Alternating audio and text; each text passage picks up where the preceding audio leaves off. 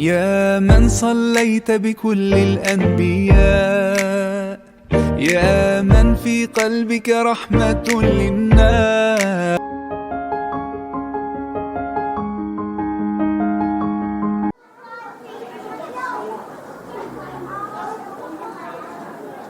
یاسین، مجھے آپ کی پنسل بہت اچھی لگ رہی ہے، کیا میں اسے لے سکتا ہوں؟ ہاں ہاں علی، ضرور، کیوں نہیں۔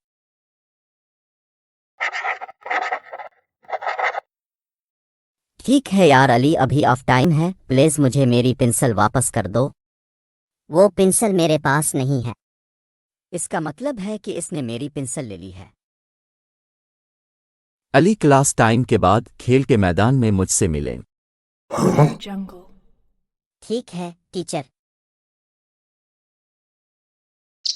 جی ٹیچر، اپنی مجھے بلایا۔ علی، تم جانتے ہو کہ سچ بولنا بہت ضروری ہے، چاہے کتنی ہی مشکل کیوں نہ ہو۔ جی جی ٹیچر۔ میں آج آپ کو ایک کہانی سناتا ہوں۔ یہ واقعہ حضرت شیخ عبد القادر جیلانی رحمت اللہ علیہ کا ہے۔ جب آپ بچے تھے تو آپ کی والدہ نے آپ کو تعلیم کے لیے بغداد بھیجا۔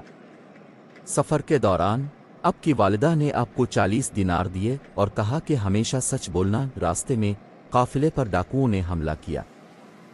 پھر کیا ہوا؟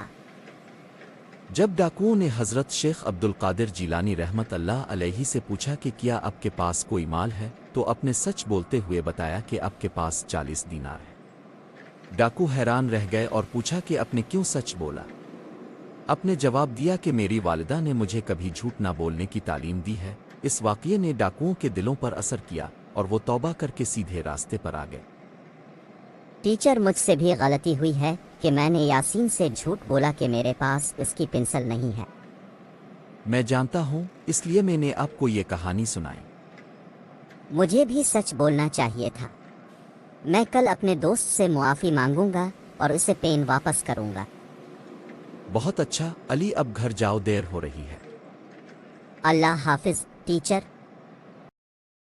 میں معافی چاہتا ہوں یاسین، کل میں آپ کی پنسل گھر لے گیا تھا۔ کوئی مسئلہ نہیں علی، تم میرے دوست ہو۔